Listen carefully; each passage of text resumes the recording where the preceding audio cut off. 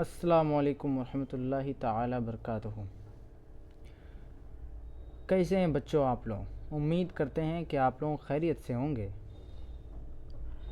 बच्चों, आज मैं फिर से एक बात कहना चाहता हूँ कि इससे पहले जो हमने वीडियो डाला था उसमें मैंने कहा था कि मैंने अपने YouTube चैनल का नाम एराजन क्लासेस से हटाकर कुबा एकेडमी रखा है, लेकिन बदकिस्मती से YouTube चैनल पर कुबा एकेडमी के नाम से चैनल मौजूद है, तो इसलिए फिर से हमने जो है एराजन क्लासेस कर दिया है।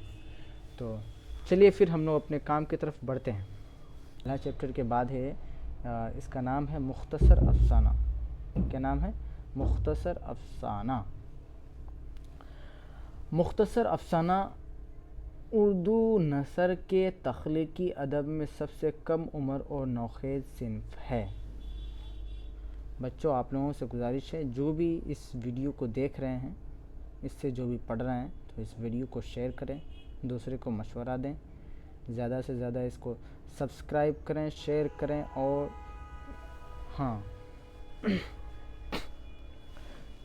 मुख्तसर अफसाना उर्दू नसर के तख्लीकी अदब में सबसे कम उम्र और नौखेज़ सिन्फ है।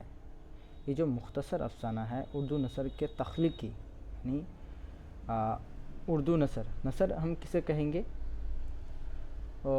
जो बग़ैर शेर के हो, बग़ैर नसर के हो, इधर उधर की बातें हों, जैसे कोई कहानी वगैरह होते हैं, ऐसे ही चीज़ को हम क्या बोलते हैं? नसर कहते हैं। तो उर्दू नसर की जो है, हाँ, तख्लीक मतलब पैदा किया हुआ है। कौन? मुख्तसर अफसाना। सबसे कम उम्र और नौखेज़ सिन्फ है, यानी कम उम्र और नया किस्म है, लेकिन इस सिन्फ ने अपनी कम उम्री और नौखेज़ी के बावजूद ऐसी फ़नी पुख्तगी और मकबूलियत हासिल कर ली जिससे सरसरी तौर पर गुज़र जाना किसी के लिए अब मुमकिन नहीं। यानी इतने कम उम्री और नए होने के बावजूद ऐसी फ़नी पुख्तगी, यानी ऐसी हुनर और मकबूलियत हासिल कर ली, यानी कि लोगों इसको कबूल करने लगे। हाँ, मतलब बहुत ज़्यादा ही जो है फैल गया, लोग इसको पढ़ने लगे, इसको बहुत अच्छी तरीके से इसको ज़्यादा से ज़्यादा पढ़ने लगे लोग। हाँ, कर ली, जिससे सरसरी तौर पर, आम तौर पर जो है किसी भी चीज़ का इतनी जल्दी इतना फैल जाना मुमकिन नहीं है। ये सिन्फ, ये किस्म, सिन्फ मतलब किस्म, ये सिन्फ कदम कदम पर फ़िक्र व फ़न का ऐसा जलाल व जमाल पेश करती है, यानी ये किस्म जो है कदम कदम पर, थोड़े थोड़े दूर पर, यानी थोड़ी थोड़ी बातों पर, हाँ, फ़िक्र व फ़न का, यानी सोचने का, हुनर का, हाँ, ऐसा जलाल व जमाल पेश करती है। जलाल, हाँ, और जमाल मतलब खूबसूरती, हाँ, मतलब फ़न में, फ़िक्र में, सोचने का एक अलग अंदाज़ देती है ये, जिससे जहन को नूर और दिल को सुरूर हासिल होता है। जिससे जहन को नूर, यानी जहन में जो है सोचने की क़ुव्वत आती है। अब सोचने की क़ुव्वत आती है तो उसी को हम जहन का नूर बोलेंगे। और दिल को सुरूर मिलता है, दिल को फ़ायदा भी पहुंचता है, सुकून भी मिलता है। हाँ, इसके आईने में हमें जहाँ अपने मुल्क, कौम और समाज की तस्वीर नज़र आती है, इसके आईने में, इसके पढ़ने से हमें मुल्क, कौम और समाज की तस्वीर नज़र आती है, यानी उसके बारे में नज़र आती है। उसके बारे में हम जो पढ़ते हैं, जब उसको हम पढ़ते हैं तो हमें मुल्क के बारे में, मुल्क कौम एक ही हुआ, समाज के बारे में सब पढ़ते हैं। वहीं हमारी ज़िंदगी में पेश आने वाली दुश्वारियों या गम व अलम और मुसर्रत व शादमानी की झलकियाँ भी दिखाई देती हैं। जहाँ हम मुल्क, समाज की तस्वीर देखते हैं, उसके बारे में पढ़ते हैं, वहीं हम अपनी ज़िंदगी में होने वाली दुश्वारियाँ, गम व अलम समझ रहे हैं? हाँ, दुश्वारियाँ भी समझ रहे हैं, गम भी समझ रहे हैं। वो अलम और गम सब एक ही चीज़ है ना, जो परेशानियाँ, उसको मुसर्रत और शादमानी, मुसर्रत मतलब खुशी, शादमानी मतलब खुशी, खुशी जैसे ही अल्फाज है। हाँ, की झलकियाँ भी दिखाई देती है। کہا جاتا ہے کہ اردو میں مختصر افسانہ مغربی ادب کے زیر اثر وجود میں آیا اور بہت کم عرصے میں اس نے اردو میں ایک اہم صنف کی حیثیت سے اپنی شناخت قائم کر لی اور عام لوگوں کے درمیان اسے خوب مقبولیت بھی حاصل ہوئی۔ کہا جاتا ہے کہ اردو میں مختصر افسانہ مغربی ادب کے زیر اثر میں، مغربی ادب کے زیر اثر یعنی بولے تو مغرب کے جو لوگ رہتے ہیں وہاں کے رہنے والوں کے زیر اثر وہیں سے وجود میں آیا اور بہت ہی کم عرصے میں اور بہت ہی کم عمر میں اس نے اردو میں ایک اہم صنف یعنی ایک اہم قسم کی حیثیت سے اپنی شناخت یعنی اپنی پہچان قائم کر لی، پہچان بنا لی اور عام لوگوں کے درمیان اسے خوب مقبولیت بھی حاصل ہوئی اور لوگوں کے درمیان اسے خوب زیادہ قبول بھی کیا گیا، اسے بہت پڑھا بھی گیا، لوگ اسے بہت زیادہ سے زیادہ پڑھنے بھی لگے۔ افسانے کی متعدد تعریفیں کی گئی ہے، یعنی کئی تعریفیں کی گئی ہیں۔ ایک ممتاز مغربی ادیب کا کہنا ہے ممتاز کہتے ہیں جو اعلیٰ درجے والے ہوتے ہیں، یعنی جو سب سے زیادہ ہونہار ہے، مہارت ہے، اسی کو ممتاز کہیں گے۔ تو مغربی ادیب کا یعنی مغرب میں جو ہے پشچمی جو ہے ویسٹرن سائیڈ میں جو ہے، ویسٹرن کو اردو میں مغرب کہتے ہیں نا، مغربی، تو وہاں کے جو ہونہار ہے انہی میں سے کسی ایک کا کہنا ہے کہ جو سب سے زیادہ ہونہار ہے اسی کا کہنا ہے کہ افسانہ ایسی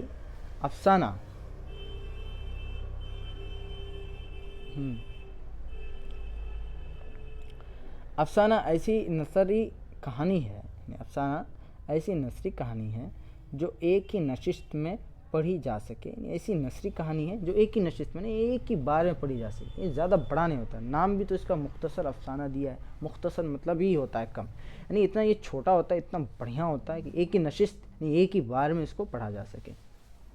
کسی نے یہ بھی کہا ہے کہ افسانے میں بنیادی شے وحدت تاثر ہے، اور کسی نے یہ بھی کہا ہے کہ افسانے میں جو بنیادی جو باتیں ہوتی ہیں نا وہ وحدت تاثر ہے۔ وحدت تاثر کہنے کا مطلب ہے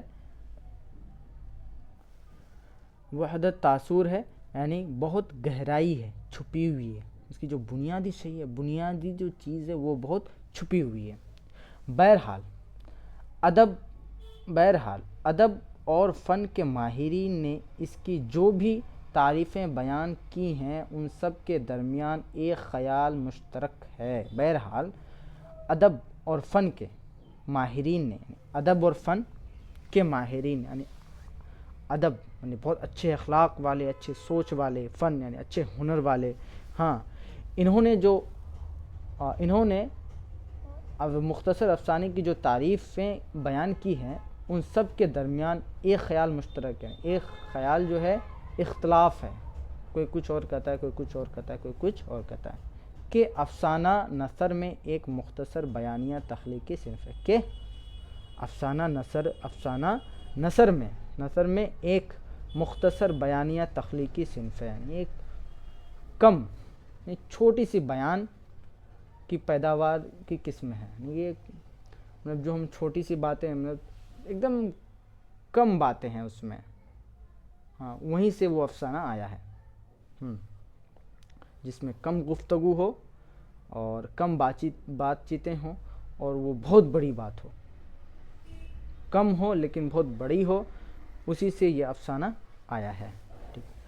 افسانے میں کسی ایک کردار یا کرداروں کے ایک مخصوص گروہ کے نقوش یا ذہنی کشمکش کو نمایاں کیا جاتا ہے۔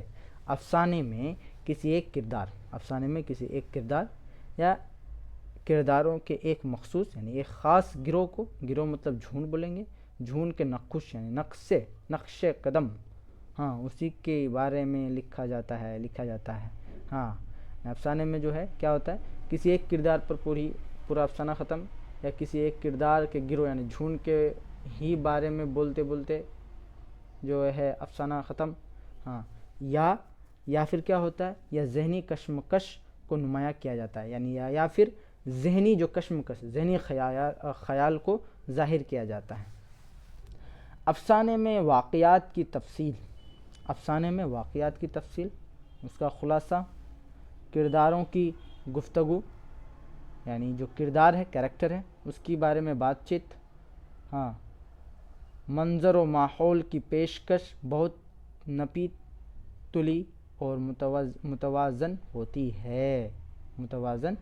ہے. افسانے میں واقعات کی تفصیل، کسی واقعہ کی تفصیل، اس کا خلاصہ، کرداروں کی گفتگو، کسی کے خاص کردار یعنی کریکٹر کے بارے میں بات چیت ہو رہی ہے، ایسا بھی نہیں ہے. منظر و ماحول، کیا ایسا منظر ہے، کیسا ماحول ہے. ہاں، اور ایسی بات چیت نہیں ہوتی اس میں. جو بھی اگر ان سب چیزوں کے بارے میں اگر گفتگو ہوتی ہے تو بہت ہی نپی تلی گفتگو ہوتی ہے، بہت کم بات چیت ہوتی ہے، متوازن ہوتی ہے، نپی تلی ہوتی ہے. تو پھر چلیے آگے بڑھتے ہیں. اردو میں مختصر افسانے کا آغاز 20ویں صدی کی ابتدا میں ہوا. اردو میں مختصر افسانے کا آغاز 20ویں صدی کی ابتدا میں. جو 20ویں صدی ہے اس کی شروعات میں اس کی ابتدا ہوئی. ابتدا مطلب شروعات ہوئی، شروع ہوا. اور اس صنف نے تقریباً اپنے 100 سالہ سفر میں کئی نشیب و فراز دیکھے ہیں. اور اس 100 سال کے سفر میں کئی نشیب و فراز یعنی کئی اتار چڑھاؤ دیکھے ہیں. اتار چڑھاؤ، کبھی اس کو پڑھا نہیں گیا، کبھی اس کو قبول کیا گیا، کبھی اس کو قبول نہیں کیا گیا. ایسا بہت کچھ ہوا، لیکن پھر اس کو بہت زیادہ مقبولیت حاصل ہوئی. لیکن کئی اتار چڑھاؤ انہوں نے دیکھے ہیں. متفقہ رائے کے مطابق اردو کا پہلا مختصر افسانہ نصیر اور خدیجہ کو تسلیم کیا جاتا ہے. اس کے مطابق سب کے رضامندی کے رائے کے مطابق اردو کا پہلا مختصر افسانہ جو ہے نا نصیر اور خدیجہ کو تسلیم کیا جاتا ہے. اس کے مطابق کس کو پہلا مختصر افسانہ کس کو یہ کیا جاتا ہے، تسلیم کیا جاتا ہے؟ نصیر اور خدیجہ کو تسلیم کیا جاتا ہے. نصیر اور خدیجہ کو تسلیم کیا جاتا ہے، جو 1903 میں شائع ہوا. اس کے مصنف راشد الخیزی ہیں. اس کے مصنف نصیر اور خدیجہ کے مصنف کون ہیں؟ راشد الخیزی. اور یہ کب شائع ہوا؟ 1903 میں. اس کے بعد پریم چند اور سجاد حیدر یلدرم کے افسانے سامنے آئے. اس کے بعد پریم چند اور سجاد حیدر یلدرم کے افسانے سامنے آئے. 1936 میں ترقی پسند تحریک کا آغاز ہوا. پھر 1936 میں ترقی پسند تحریک کا آغاز ہوا، یعنی اس تحریک کا آغاز ہوا جو سب سے زیادہ لوگ جس کو پسند کرتے ہیں، جو سب سے زیادہ پھیلا ہوا ہے. اس سے چند سال پہلے انگارے کے نام سے ایک مجموعہ شائع ہو چکا تھا. انگارے کے نام سے ایک مجموعہ شائع ہو چکا تھا، پبلش ہو چکا تھا، جس نے موضوع اور فن دونوں اعتبار سے اردو کے مختصر افسانے کی تاریخ میں نئے تجربوں کی بنیاد ڈالی. اور یہ مجموعہ آج بھی ایک سنگ میل کی حیثیت رکھتا ہے. آج بھی سنگ میل کی حیثیت رکھتا ہے. تب جس نے موضوع اور فن دونوں اعتبار سے، موضوع سمجھ رہے ہیں؟ موضوع کہتے ہیں ٹاپک کو، فن یعنی ہنر، دونوں اعتبار سے اردو کے مختصر افسانے کی تاریخ میں نئے تجربوں یعنی انہوں نے نئے تجربوں کی بنیاد ڈالی. یعنی افسانہ پہلے کسی اور طرح کا ہوا کرتا تھا، لیکن اب انہوں نے ایک نئی چیز جو ہے نئے تجربوں کی بنیاد ڈال دی، اور یہ مجموعہ آج بھی ایک سنگ میل کی حیثیت رکھتا ہے۔ اور انہوں نے جو تجربہ ڈالا ہے، انہوں نے جو اس میں نئی چیز ایڈ کیا، تو وہ آج بھی سنگ میل کی حیثیت رکھتی ہے، یعنی پتھر کی لکیر کی حیثیت رکھتی ہے۔ چلیے آگے بڑھتے ہیں۔ 1960 عیسوی کی دہائی میں، یعنی 1960 عیسوی کے آخر میں جدید افسانہ نگاروں کی ایک نئی نسل ابھر کر سامنے آئی۔ جدید یعنی نئے افسانہ نگاروں کی۔ اب ہر سال کیا، اب شروعات میں افسانہ نگار کوئی اور تھے، آگے پڑھتے گئے تو افسانہ نگار اب کوئی ہو گئے، تو اب جو اس وقت جو نئے افسانہ نگار جو بڑھ کے آئے، ابھر کر کے سامنے آئے، جس نے حقیقت نگاری سے انحراف کیا، جس نے حقیقت کو کیا اگنور کیا، ناپسند کیا، اور افسانے میں علامات، استعارہ، تمثیل اور تجرید کی آمیزش کر کے اردو کے افسانے کا افق مزید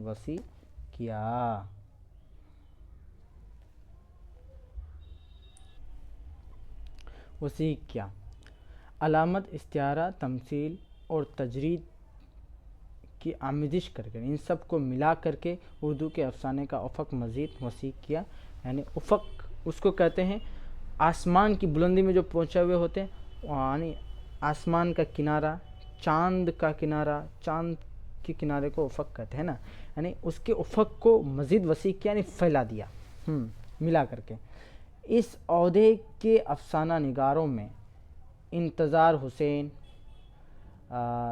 سریندر پرکاش، انور سجاد، بلراج کومل، غیاث احمد گدی اور کلام حیدری وغیرہ بہت اہم ہیں۔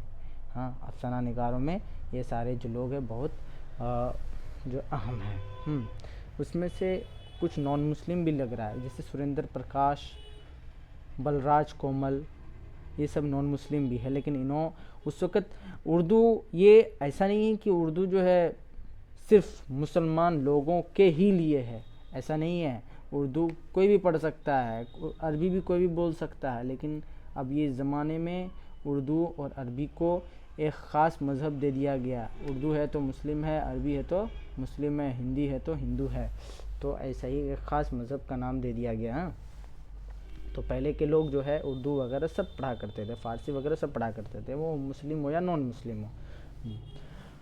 اردو افسانے کی تاریخ میں منشی پریم چند، سجاد حیدر یلدرم، سعادت حسین منٹو، راجندر سنگھ بیدی، دیکھیے یہ بھی نان مسلم ہے، عصمت چغتائی، خواجہ احمد عباس، سہیل عظیم آبادی، اختر ارینوی، رام لال، شکیلہ اختر اور جوگندر پال